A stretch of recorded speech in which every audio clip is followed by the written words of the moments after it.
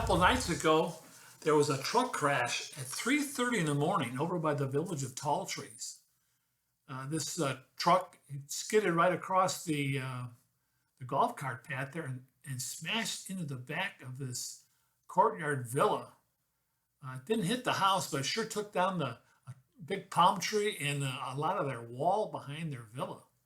The people who were living inside this house, they thought there was like a giant clap of thunder. And then they walked outside and they saw what happened.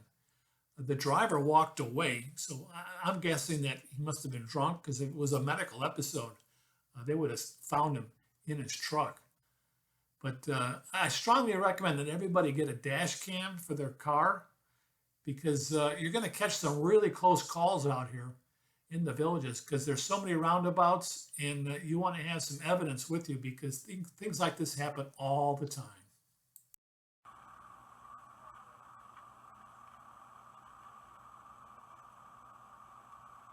Oh, God, cut right in front of him.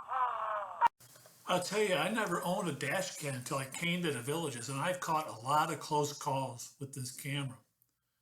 You just plug it into your cigarette lighter or USB port, and every time you catch something, you just hit the button save, and that's it.